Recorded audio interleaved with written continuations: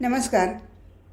श्री राजेंद्र खेर लिखित देह झाला चंदनाचा ही परमपूज्य पांडुरंग शास्त्री आठवले यांच्या जीवनकार्यावर आधारित कादंबरी आपण वाचत आहोत. आज आपण 30व्या प्रकरणाला सुरुवात करतो आहोत. मूर्तिपूजेचे मूर्तिमंत स्वरूप. मोटार ट्रियरच्या दिशेनं चालली होती. मागच्या आसनावर पांडुरंग शास्त्री स्थानापन्न झाले होते. त्यांच्या शेजारी लेदरले बसले होते. ख्रिस्ती मिशनरी लेदरले हे पांडुरंग शास्त्रींचे जर्मनीमधले दुभाषा होते. पांडुरंग शास्त्रींचे ते चांगले स्नेही होते. लेदरलेंचं पुण्याला नेहमी वास्तव्य असे. फार पूर्वी पांडुरंग शास्त्री शनिवार पेठेतल्या त्यांच्या स्नेहसदनमध्ये त्यांना भेटायला गेले होते. त्यांचा पत्ता धुंडाळीत ते पायीच फिरत होते. कुणालाही पत्ता माहीत नव्हता. त्याचवेळी एक वडारीण गल्लीच्या कोपऱ्यावर बसलेली त्यांना दिसली. पांडुरंग शास्त्री मनात म्हणाले, हिला नक्की माहीत असेल. त्यांनी त्या बाईला लेदरलेचा पत्ता विचारला. ती म्हणाली, तो दाढीवाला बाबा ना, तो पहा त्या तिथं राहतो. अशा तऱ्हेनं पांडुरंग शास्त्रींना लेदरलेचा पत्ता गवसला होता. पुढेही त्या दोघांच्या अनेक गाठीभिटी झाल्या होत्या आणि आता पुन्हा ते दोघे पश्चिम जर्मनीत एकत्र आले होते. त्याला कारणही तसंच घडलं होतं. सेंट निकोलस या जर्मन महात्म्याची 500वी जयंती साजरी होणार होती. त्यासाठी साधारण 8 महिन्यापूर्वी बर्लिन युनिव्हर्सिटीनं प्रमुख पाहुणे या नात्यानं पांडुरंग शास्त्रींना जर्मनीला येण्याचं निमंत्रण दिलं होतं. या समारंभासाठी कोणाला निमंत्रित करावं असा प्रश्न प्रथम संबंधितांना पडला होता. तेव्हा पोप महाशयांनी पांडुरंग शास्त्रींचं नाव सुचवलं होतं. त्यानुसार समितीच्या सदस्यांनी पांडुरंग शास्त्रींना रीतसर निमंत्रण धाडलं होतं. परंतु पांडुरंग शास्त्री त्यावेळी महत्त्वाच्या कार्यात गुंतले होते.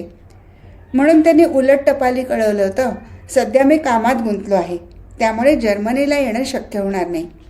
असं लिहून पांडुरंग शास्त्रींनी त्यांना कार्यक्रमासाठी शुभेच्छा कळवल्या होत्या. परंतु त्या पत्रावर बर्लिन युनिव्हर्सिटीकडनं उलट निरोप आला, आपण सांगाल तो दिवस समारंभासाठी ठरवू, पण या कार्यक्रमासाठी प्रमुख पाहुणे म्हणून आपणच यायला हवं. त्यावर पांडुरंग शास्त्रींनी कळवलं होतं, मी अवश्य येईन, पण मी मूर्तिपूजेवर बोलेन. ती गोष्ट बर्लिन युनिव्हर्सिटीनं मान्य केली होती आणि आता 7-8 महिन्यानंतर पांडुरंग शास्त्री त्या कार्यक्रमासाठी जर्मनीला आले होते. जर्मनीत त्यांचं मोठ्या प्रमाणावर स्वागत झालं होतं. त्यांची यथोचित व्यवस्था करण्यात आली होती. जर्मनीत आल्याबरोबर त्यांनी महान तत्त्वज्ञ कार्ल मार्क्स याच्या समाधीचं दर्शन त्याच्या गावी जाऊन घेतलं होतं. मार्क्सच्या समाधीस्थळापाशी उभं राहून त्यांनी फोटोही काढून घेतला होता. खरं तर आजपर्यंत पांडुरंग शास्त्रींनी कुणालाही स्वतःचा फोटो काढायला सांगितलं नव्हतं. लोक स्वतःहून त्यांचे फोटो काढत असत. परंतु मार्क्सच्या समाधीस्थळी गेल्यानंतर प्रथमच त्यांनी फोटोग्राफरला स्वतःचा फोटो काढायला सांगितलं होतं. मार्क्सविषयीचं अत्यंतिक प्रेम त्यांच्या या कृतीतून व्यक्त झालं होतं. जर्मनीत आणखी काही कार्यक्रम पार पडल्यानंतर ते आता ट्रियरला आले होते. ट्रियरमधल्या चर्चमध्ये सेंट निकोलसच्या जयंतीचा समारंभ साजरा होणार होता. पांडुरंग शास्त्रींचं मूर्तिपूजेवर प्रवचन होणार होतं. मोटारीत त्याविषयीच लेदरले पांडुरंग शास्त्रींशी बोलत होते. ते म्हणत होते, मूर्तिपूजेविषयी तुम्ही शास्त्रीय सिद्धांत मांडलात. आज मूर्तिपूजेविषयीच तुम्ही बोलणार आहात. हो, ती तर माझी अट होती. अहो, सेंट निकोलससुद्धा आयकॉन म्हणजे प्रतिभा मानायचा. आम्ही मूर्तिपूजा मानतो. या प्रसंगी दुसरा कोणता विषय उचित ठरला असता? लेदरले म्हणाले, मूर्तिपूजेविषयीचे तुमचे विचार मी ऐकले आहेत, पण आमच्या इथे ती कल्पना रुजणं अवघड आहे. पांडुरंग शास्त्री हसून उत्तरले, मलाही ते माहीत आहे. कोणताही बदल एकदम घडून येत नसतो. काळानुरूप आणि आवश्यकतेनुसार असे बदल घडून येत असतात. मूर्तिपूजा हे एक मोठं शास्त्र आहे. अहो, भगवान या सृष्टीत कोणताही आकार घेऊ शकतो. मग तो मनुष्याकार का नाही घेणार? तुमचा सिद्धांत पटण्याजोगा आहे, पण धार्मिक बंधनामुळे. माझा कोणत्याही धर्माला विरोध नाही, पण जे शास्त्र श्रेष्ठ आहे ते मान्य करायला काय हरकत आहे? आणि धर्माबद्दल म्हणाल तर आमची भूमी भक्तीची, महान तत्त्वज्ञानाची. आमच्या धर्मापेक्षा तुमच्या धर्मात असं काय जास्त आहे म्हणून कोणी धर्मांतर करावं? लेदरले मनापासून हसले. मग म्हणाले, तुमच्यापुढे मी काहीही बोलणार नाही. पांडुरंग शास्त्रींनीही हसून म्हटलं, अहो माझं ठीक आहे, पण आता तुम्ही आमच्या एखाद्या कोळ्याच्या गळ्यात तरी क्रॉस बांधून दाखवाच. आता तुम्हाला सर्वात मोठी अडचण माझी आहे. त्यांनीच पुढे म्हटलं, मी आपल्याला मुळीच कमी लेखत नाही किंवा आमिष दाखवून आपण धर्मप्रसाराचं कार्य केलं आहे असंही मी मानत नाही. उलट तुमच्या मिशनऱ्यांनी ज्या निस्पृहतेनं अखंड कार्य केलं त्यांचं मला कौतुकच वाटतं. आपल्या धर्माचे करोडो लोक आमच्या देशात आहेत, पण म्हणून आमच्या विचारांपेक्षा तुमचे विचार श्रेष्ठ आहेत असं तुम्हाला वाटतं का? नाही. एक गोष्ट मात्र खरी, तुम्ही जो व्यक्तिसंपर्क ठेवलात, लोकांना उभारा दिलात, तो आम्ही दिला नाही. पण आता तसं कार्य करणं तुम्हाला अवघड आहे. माझा माणूस पूर्ण बदललेला आहे. तो विचार करू लागला आहे. त्याला स्वत्वाची जाणीव झाली आहे. त्यामुळे त्यांना धर्मांतर करणं अशक्य आहे. अहो मी सुद्धा कुणाचं धर्मांतर करून घेत नाही. ख्रिश्चन मुस्लिम धर्मातले कितीतरी लोक धर्मांतर करून घ्यावं म्हणून माझ्याकडे आले होते, पण मी त्यांचं धर्मांतर केलं नाही, कारण ते माझं उद्दिष्ट नाही किंवा मी धर्मप्रचारक नाही. मी फक्त वैदिक संस्कृती मानतो, मानवाचा विकास मी मानतो, गीता मानतो. कोणत्याही धर्माचा माणूस स्वतःच्या धर्मात राहून स्वाध्याय करू शकतो. तुम्हाला कदाचित माझ्या बोलण्याचा राग येईल. लेदरले पुन्हा मनापासून हसले. मग म्हणाले, दादा राग कसला? आपण हे मोठं परिवर्तन घडवून आणलं आहे याची आम्हाला सुद्धा कल्पना आहे. गेल्या 50 वर्षाच्या आपल्या कार्याला आम्ही धक्का थोडेच देऊ शकणार. फादर लेदरले, हे परिवर्तन हळूहळू घडून आलेलं आहे. पुढेही परिवर्तन होतच राहील. म्हणूनच कुणी धक्का लावायचा म्हटलं तरी ते शक्य होणार नाही. लेदरनेनी चटकन विचारलं, म्हणजे तुम्हाला कोळ्यांमध्ये आणखी परिवर्तन अभिप्रेत आहे का? पांडुरंग शास्त्री नुसतेच हसले. लगेच त्यांनी कोणतंच मतप्रदर्शन केलं नाही. क्षणभर ते विचारमग्न झाले. मोटारीच्या खिडकीतून त्यांनी बाहेर बघितलं. बाहेरचं दृश्य खरोखर विहंगम होतं. दूरवर दिसणाऱ्या राखारी डोंगरापर्यंत हिरवळ पसरलेली दिसत होती. त्यामधून उंच कौलारू घरं दृष्टीस पडत होती. लाल शेंद्री रंगाची ती छपरं उन्हामध्ये चमकत होती. त्या दृश्यावरून दृष्टी काढून पांडुरंग शास्त्री लेदरलेकडे वळून म्हणाले, स्वतःमध्ये परिवर्तन घडवून आणण्याची प्रक्रिया सतत चालू असतेच. त्याचाच अभ्यास करायचा असतो, तो स्वाध्याय. परंतु लौकिक दृष्टीनंही परिवर्तन आवश्यक असतं आणि त्यासाठी योग्य कालावधी द्यावा लागतो. हे सांगून पांडुरंग शास्त्रींनी नुकताच घडलेला एक प्रसंग त्यांना सांगितला. एका पंथाचं शिष्टमंडळ काही दिवसापूर्वीच पांडुरंग शास्त्रींकडे आलं होतं. त्यांनी पांडुरंग शास्त्रींना विचारणा केली होती, कोळ्यांना आपण मासे मारायला कसं सांगता? ते कितपत योग्य आहे? पांडुरंग शास्त्री त्यांना म्हणाले होते, मी त्यांना उद्युक्त केलेलं नाही, मी त्यांच्याकडून काही घेत नाही. पण त्यांनी मच्छीमारी केली नाही तर त्यांचं पोट कसं भरणार?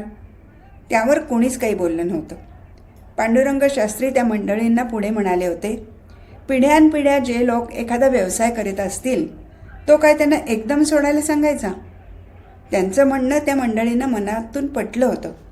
हा छोटा प्रसंग सांगून पांडुरंग शास्त्री लेदरलेंना म्हणाले, परिवर्तन हे नेहमी हळूहळू घडून येत असतं.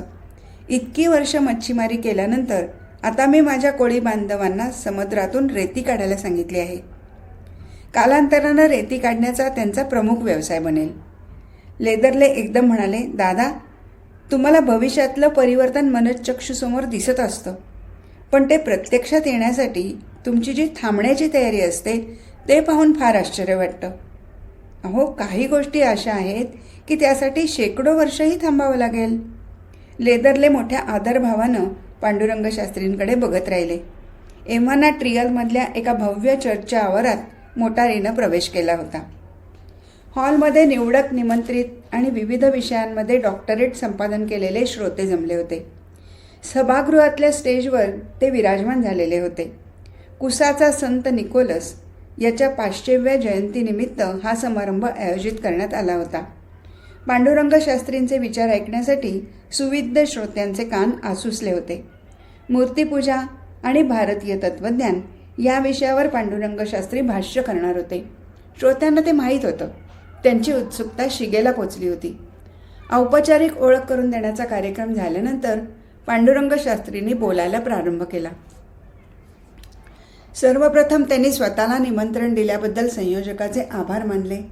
मग कुसाचे संत निकोलस यांच्या स्मृतीला अभिवादन करून ते म्हणाले, कुसाचे संत निकोलस हे 15व्या शतकातले महान तत्त्वज्ञ म्हणून सुपरिचित आहेत. ते एक चांगले धर्मोपदेशक, शास्त्रज्ञ आणि सुधारक म्हणून त्या काळात ओळखले जात. मला सुद्धा त्यांच्याविषयी परम आदर वाटतो, तो त्यांच्या विद्वत्तेमुळे. त्यांचं वर्तन आणि लेखन याला एक प्रकारचा दैवी स्पर्श होता. त्यांचं सारं कार्य ईश्वरार्पण होतं. या कारणामुळेच मी या समारंभाला येण्याचं मान्य केलं. मग विज्ञान आणि तत्त्वज्ञान याविषयी बोलताना ते म्हणाले, आधुनिक सुधारणेच्या काळापासून माणूस स्व आणि जगत यांचा शोध घेण्याची धडपड करतो आहे. जगताचं सर्व कष आणि एकसूत्री ज्ञान, तसंच त्यामधलं मानवमात्राचं स्थान म्हणजेच ज्ञाननिष्ठा. ज्ञानामध्ये विचार आणि कृती यांचा संयोग झालेला असतो.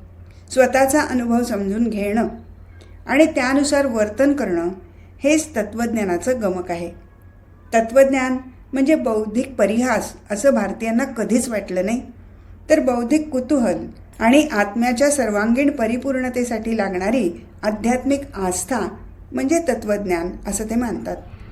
भारतीयांच्या दृष्टीनं तत्त्वज्ञान ही केवळ जीवनाची दृष्टी नसून तो जगण्याचा मार्ग आहे. बृहदारण्यक उपनिषदात सांगितल्याप्रमाणे असतो मा सद्गमय, तमसो मा ज्योतिर्गमय, मृत्योर्मा मृत्युर्गमय. भारतीय तत्त्वज्ञानाचं सार सांगितल्यावर पांडुरंग शास्त्री पाश्चात्य तत्त्वज्ञानाकडे वळले. ते म्हणाले, पाश्चात्य लोकांचं तत्त्वज्ञान हे प्रामुख्यानं बौद्धिकतेवर आधारलेलं आहे. प्लेटो, ऑरिस्टॉटल यांच्या महान तत्त्वज्ञानामुळे ग्रीकांचा तात्विक विचार उच्च बिंदूपर्यंत पोचला होता. मध्ययुगात तत्त्वज्ञान हे थिओलॉजीचं बाहुलं बनलं. सेंट ऑगस्टाईन आणि थॉमस ॲक्विन यांच्यासारख्या थोर तत्त्ववेत्यांनी ऑरिस्टॉटल किंवा प्लेटोच्या तत्त्वज्ञानावर आधारित अशी थिओलॉजिकल तत्त्व बनवली. मध्ययुग आणि आधुनिक युग यांच्या या संधिकालात कुसाचे महान संत निकोलस यांचा जन्म झाला. सेंट निकोलसविषयी अन्य माहिती देऊन पांडुरंग शास्त्री पुढे म्हणाले, निकोलस वकील झाले. वकिली करायला त्यांनी प्रारंभ केला खरा, परंतु आपली पहिलीच केस ते हारले. त्यामुळे तो व्यवसायच त्यांनी सोडून दिला. ते अध्यात्माकडे आणि तत्त्वज्ञानाकडे वळले. ते प्रख्यात धर्मोपदेशक बनले. ईश्वरवादानुसार परमेश्वरी इच्छेशिवाय कोणतीच गोष्ट घडत नसते. प्रत्येक कृतीमागे ईश्वराचं एक अनुस्यूत सूत्र असतं. जर निकोलस वकिली व्यवसायात राहिले असते तर जग एका महान संताला, तत्त्वज्ञाला आणि सुधारकाला अंतरलं असतं. चर्चचे कार्डिनल, बिशप म्हणून निकोलस यांनी जगभर पुष्कळ प्रवास केला. या प्रवासात त्यांनी आपल्या तत्त्वज्ञानाचा खूप प्रसार केला. निकोलस यांचं तत्त्वज्ञान 15व्या शतकातलं मूलभूत तत्त्वज्ञान मानलं जातं. त्यांच्या तत्त्वज्ञानावर पायथागोरसचा अंकवाद, ग्रुटेचा गूढवाद यांचा प्रभाव पडलेला दिसतो. शेवटी ते म्हणाले, मित्रांनो, उपनिषदं, भगवद्गीता आणि निकोलसचं मानवी विकासाचं ज्ञान, गूढवाद आणि ईश्वर या तत्वांमध्ये चांगलंच साम्य आढळतं. उपनिषदाप्रमाणेच निकोलसनं नेती नेती या वचनावर भर दिलेला आहे. देवाला कोणतंही विशिष्ट स्वरूप द्यायला निकोलस तयार नाही. जगातील सर्व गोष्टी ईश्वरमय आहेत. जग हे परमेश्वराचंच प्रतिबिंब आहे. परमेश्वर अणू एवढा छोटाही आहे आणि आकाश एवढा मोठाही आहे. तो पिंडी आणि ब्रह्मांडी सारखाच स्थित असतो. ईश्वराला जाणून घेणं हे मानवी जीवनाचं खरं इप्सित असतं. जेव्हा आत्मा चिरंतर दैवी आणि अनंत स्वरूप धारण करतो तेव्हा त्याला ईश्वराचं ज्ञान होतं. याला जीवाशिवाची दिठी म्हणतात. या मौलिक विचाराबरोबरच निकोलसला परंपरागत द्वैत ख्रिश्चन मतांचंही ज्ञान होतं. द्वैत आणि अद्वैत यांच्यात समन्वय साधण्याचा त्यांनी प्रयत्न केला. ख्रिश्चन आणि वैदिक अशा दोन भिन्न विचारप्रणालीचा समन्वयही निकोलस यांच्यामध्ये झालेला दिसतो. आता काही प्रश्न असतील तर आपण मला ते विचारू शकता. मी यथाशक्ती त्याची उत्तरं देईन. लगेचच प्रश्नोत्तराचा कार्यक्रम सुरू झाला. PhD झालेल्या एका तरुणानं प्रश्न विचारला, हिंदू धर्म आणि मूर्तीपूजा याबद्दल आपण विस्तारानं सांगू शकाल? दुसऱ्यानं लगेचच विचारलं, आपल्या दृष्टीनं निकोलसची मतं काय आहेत? म्हणजे मूर्तीपूजा करण्याबद्दल निकोलसचा दृष्टिकोन कोणता आहे? पांडुरंग शास्त्रींनी उत्तर द्यायला प्रारंभ केला. हिंदू गूढवादामध्ये मूर्तीपूजा हे अनन्यसाधारण तत्त्व आहे. निकोलसचा सुद्धा तत्वतः तसाच दृष्टिकोन होता. प्रथम मी आयकॉन प्रतिमेविषयी सविस्तर सांगतो आणि मग मूर्तीपूजेचं तत्त्वज्ञान आणि मानवशास्त्र याविषयी उत्तर देतो. इसवी सन 1453मध्ये व्हिजन ऑफ गॉड हे पुस्तक निकोलसनं जगाला दिलं. त्या पुस्तकामुळे ईश्वराचं अस्तित्व समजायला मदत होईल असं त्याचं मत होतं. त्याच्या मतानं ईश्वराचं स्वरूप अमर्याद आहे. त्याची दृष्टी सर्वांवर एकाच वेळी एकसारखी असते. त्याची दृष्टीच त्याचं अस्तित्व दर्शवते. त्याची दृष्टी माझ्यावर आहे म्हणूनच माझं अस्तित्व आहे. जर त्याची दृष्टी माझ्यापासून दूर गेली तर माझं अस्तित्व संपुष्टात येईल. या शब्दात निकोलसनं आपल्या गूढवादाचं सार सांगितलं आहे. व्हिजन ऑफ गॉड हे पुस्तक वाचत असताना हिंदूंची मूर्तीपूजा आणि निकोलसच्या आयकॉनची ध्यानयोगातली भूमिका याच्यामधलं विलक्षण साम्य बघून मी थक्क होऊन गेलो. आज भारतात जी मूर्तीपूजा सर्वत्र प्रचलित आहे ती खरी मूर्तीपूजा नव्हे, ती चुकीची नव्हे, पण तिला शास्त्रीय मूर्तीपूजा म्हणता येणार नाही. खरी मूर्तीपूजा ही मानसशास्त्रीय आणि तात्विक विचारांवर आधारलेली असते. ध्यानयोगामध्ये या मूर्तीपूजेला अनन्यसाधारण महत्त्व आहे, कारण त्यातूनच ईश्वरी साक्षात्कार घडतो. आध्यात्मिक अनुभवाच्या अखेरच्या अवस्थेत याचं फार महत्त्व आहे. जे जे दिसतं ते ते ईश्वरमय आहे. सर्वांच्या हृदयात त्याचाच वास असतो. आपल्या अस्तित्वात त्याचं अस्तित्व सामावलेलं असतं. प्रत्येक जीवाच्या अस्तित्वाचं ते आदिकरण आहे. त्याच्याशिवाय आपण बोलणं, चालणं, श्वासोश्वास करणं, बघणं, ऐकणं यापैकी कोणतीही क्रिया करू शकणार नाही. तो अंतस्थ परमात्मा आपल्या प्रत्येक क्रियेचं नियंत्रण करत असतो. आपण गाढ निद्रेत असताना देखील आपलं हृदय चालू असतं. रक्तप्रवाह अव्याहत सुरू असतो. सर्व शारीरिक क्रिया चालू असतात. गाढ निद्रावस्थेत या साऱ्या क्रिया कोण घडवून आणतो? जे पिंडी असतं तेच ब्रह्मांडी असतं. अणूपासून अवकाशापर्यंत सर्व विश्वाचं नियंत्रण कोण करतो? या सर्वांच्या मागे एक नियंत्रण सूत्र आहे, पण त्याचा प्रत्यक्ष प्रत्यय कसा घेता येणार? भारतीय तत्त्वज्ञानामध्ये प्रत्यक्ष स्वतःला ईश्वर जाणून घेण्याच्या क्रियेला अपरोक्ष अनुभूती म्हणतात. सर्व उपस्थितांवरून पांडुरंग शास्त्रींनी दृष्टी फिरवली. मग ते पुढे बोलायला लागले. मित्रांनो, वैदिक तत्वानुसार जोपर्यंत आपलं मन अशुद्ध आणि अशांत आहे तोपर्यंत आपण ईश्वराला जाणणं शक्य नाही. बायबलमध्येही हेच सांगितलं आहे की ज्याचं मन शुद्ध असतं त्यालाच परमेश्वर प्राप्ती होत असते. माणसानं प्रथम आपलं मन विशुद्ध केलं पाहिजे. त्याचबरोबर ते सशक्त, प्रगतिशील आणि तरल बनवलं पाहिजे. अशा पवित्र आणि तरल मनाला अंतस्थ ईश्वराचं अस्तित्व आणि त्याचा स्पर्श जाणवू शकतो. म्हणून मित्रांनो, मूर्तीपूजा शास्त्रशुद्ध पूजा आहे. मन शुद्ध होण्यासाठी आणि ते सशक्त बनण्यासाठी मूर्तीपूजा मदत करते. अन्यथा तेच मन लोभ, मोह, मद, मत्सर आणि अहंकार यांनी विकारवश होतं. भगवद्गीता या पवित्र ग्रंथामधील तत्वानुसार ईश्वर हा प्राणीमात्राच्या हृदयस्थ असतो. तो आपल्या साऱ्या विचारांचा, कृतीचा आणि भावनांचा साक्षीदार आहे. मनुष्य हा मूलतः स्वतंत्र प्राणी आहे.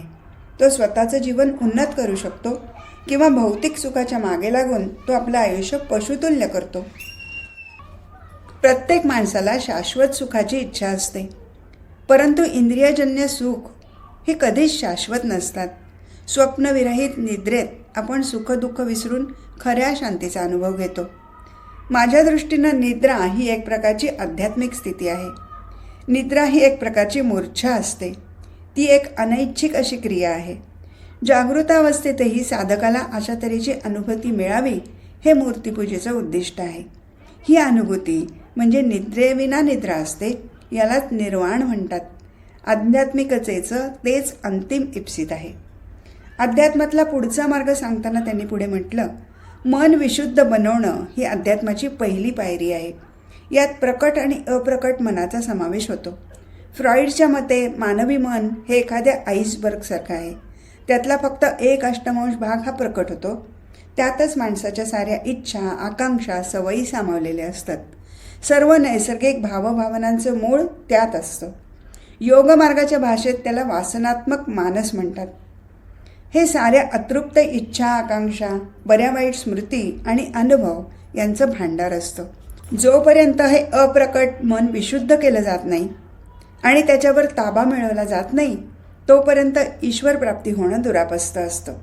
सारांश: ध्यानाविना ईशप्राप्ती शक्य नसते. मूर्तीपूजेमुळे 2 गोष्टी साध्य होतात. त्यामुळे मनःशुद्धी होते आणि एकाग्रता करता येते. आपल्या दैवताविषयी जर खरीखुरी भक्ती असेल तरच आपल्याला ध्यानधारणेत रस निर्माण होतो आणि ध्यान सफल होतं. This is sleepless sleep of man. म्हणून आपल्याला भक्तियुक्त ध्यानाची जोपासना करायला पाहिजे. हे ध्यान कसं साधायचं हा खरा प्रश्न आहे. ईश्वर निराकार आणि अनंत आहे. अशा निराकार ईश्वराचं ध्यान करणं ही शक्यकोटीतील गोष्ट आहे का? अर्थात नाही. गुण आणि आकार असलेल्या दैवताची मानसिक आणि आध्यात्मिक आवश्यकता आहे. याच गरजेच्या पोटी निकोलसनं आयकॉनची संकल्पना मांडली. प्रतिमेवर मन एकाग्र करण्याबद्दल त्यांना आपल्या शिष्यांना सांगितलं. याच कारणास्तव आम्ही भारतीय मूर्तीपूजा करतो. निरनिराळ्या मूर्ती वेगवेगळ्या कार्यगुणाचं प्रतिनिधित्व करतात. ईश्वर अनेक आहेत असा मात्र त्याचा अर्थ येणार नाही. हिंदू धर्मात अनेक देवदेवता आहेत असं मानणं चुकीचं ठरेल. वैदिक धर्मात एकेश्वरवादच अनुस्यूत आहे. सुविद्य श्रोते पांडुरंग शास्त्रींचं बोलणं शांतपणाने ऐकत होते. आकलन करण्याचा प्रयत्न करत होते. माणसाच्या मनाविषयी विचार मांडताना पांडुरंग शास्त्री तेव्हा सांगत होते, मित्रांनो, मानवी मन हे अतिशय शक्तिशाली आहे. मनाची आकलन शक्ती अतिशय तीव्र आहे. ज्या गोष्टीवर मन एकाग्र होतं ती गोष्ट तेव्हाच आत्मसात केली जाते. मन जशी इच्छा करतं तसं फळ मिळतं.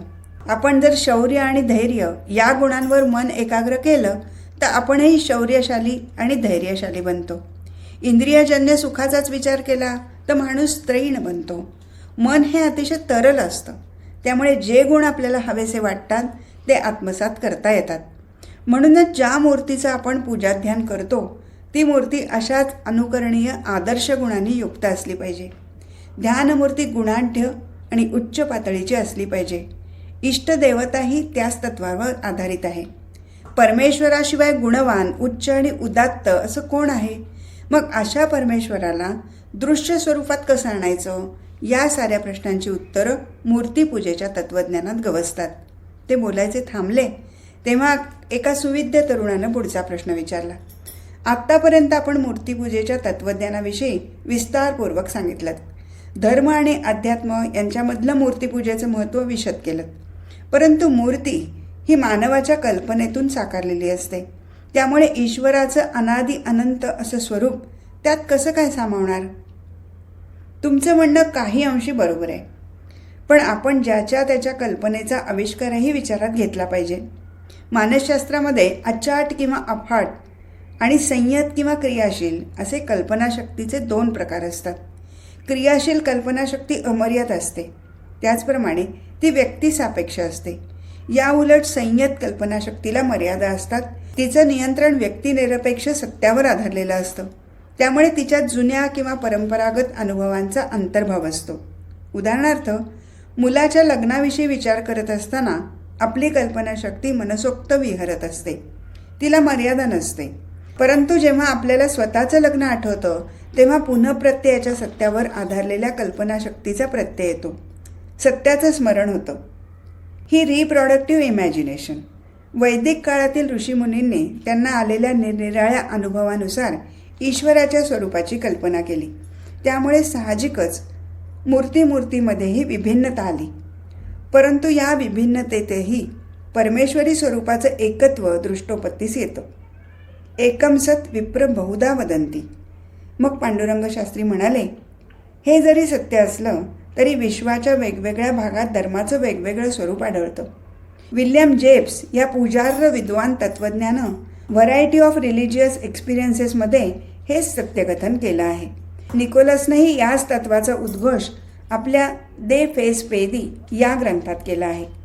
तात्पर्य सांगायचं झालं तर सर्व धर्मांमध्ये ईश्वराच्या याच अनंत तत्वाचं वर्णन केलेलं दिसतं.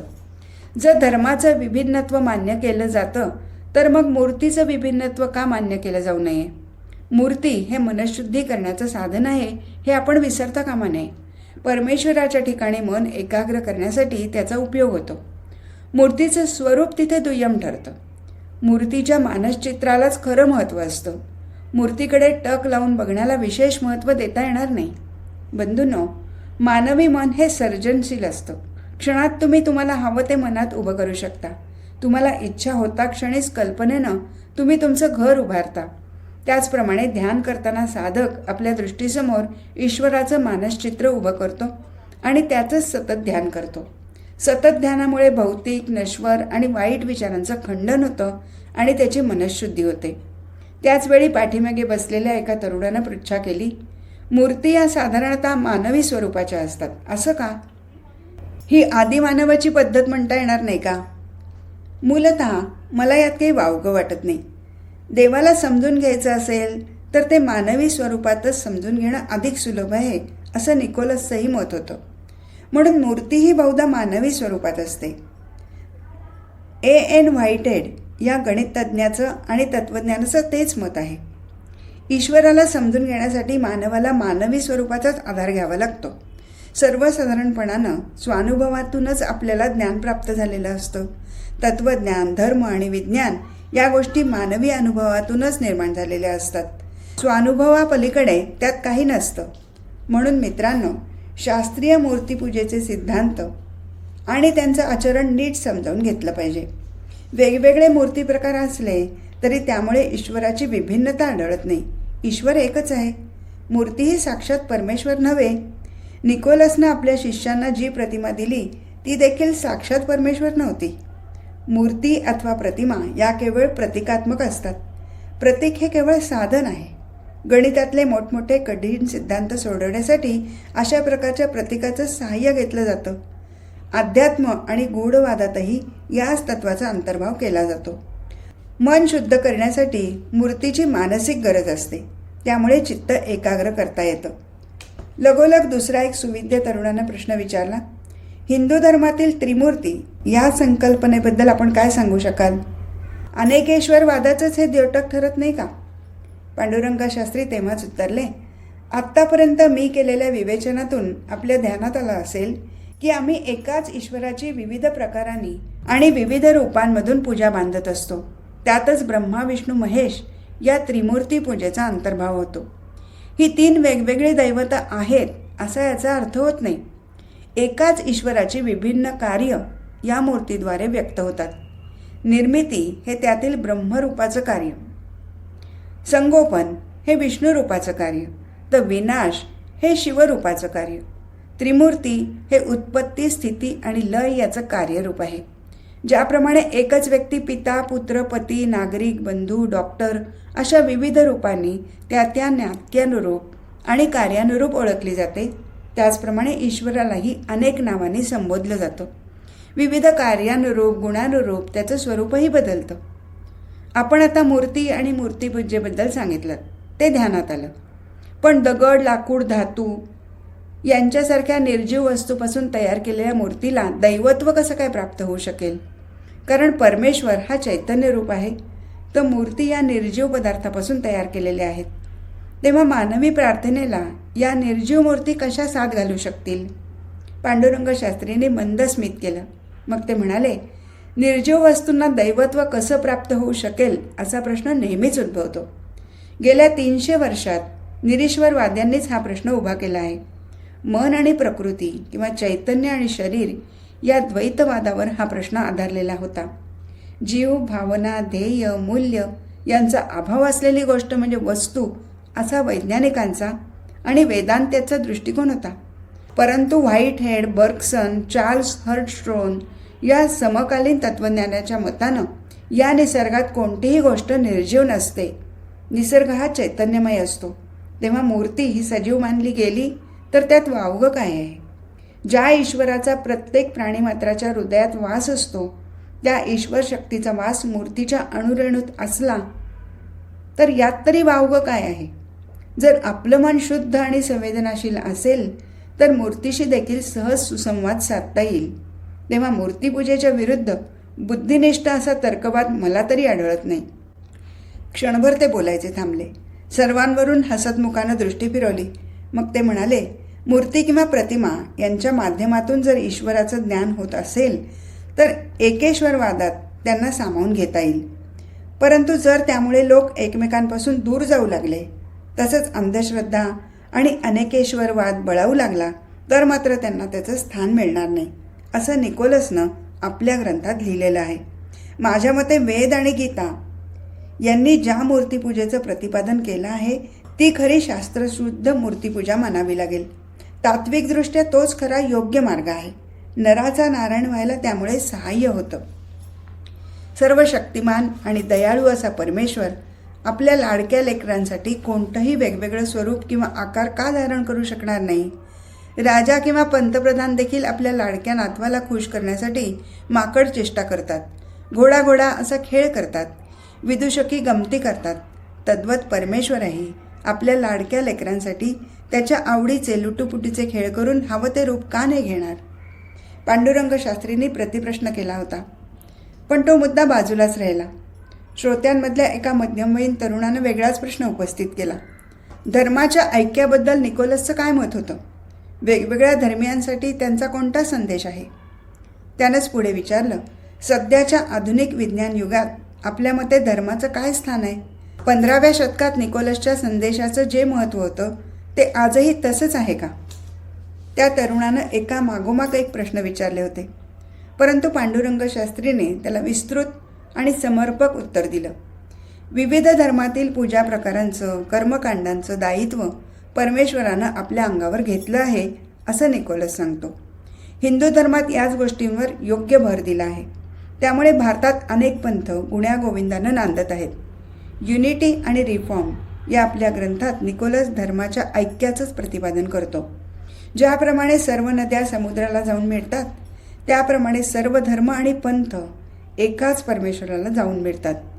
गीतेत भगवान श्रीकृष्ण म्हणतात, जो जशी भक्ती करतो तशीच त्याच स्वरूपात मी ती स्वीकारतो. सर्व धर्मांचं शांततामय सहजीवन निकोलसला अभिप्रेत होतं. निकोलस सहिष्णुता शिकवतो. विविध धर्मियांच्या श्रद्धास्थानांचा, भक्ती प्रकाराचा आदर करायला शिकवतो. मग सांप्रत परिस्थितीकडे वळून ते म्हणाले, आजच्या आधुनिक विज्ञानानं आश्चर्यकारक अशी प्रगती केली आहे ही गोष्ट खरी, पण तरीही माणसाला एकलेपणाची आणि परकेपणाची जाणीव असते. त्याच्यावर नैराश्याचं सावट येतं. या आधुनिक काळात सुसंवाद कुठे दिसत नाही. माणसामाणसात, राष्ट्राराष्ट्रात सामंजस्य, प्रेमभाव आणि विश्वास या गोष्टी आढळत नाहीत. श्रीमंत आणि गरीब, प्रगत आणि प्रगतिशील राष्ट्र, व्यवस्थापन आणि कामगार, शिक्षक आणि विद्यार्थी यांच्यामधली दरी सतत वाढते आहे. जो तो दुसऱ्याकडे संशयानं आणि तिरस्कारानं बघत असतो.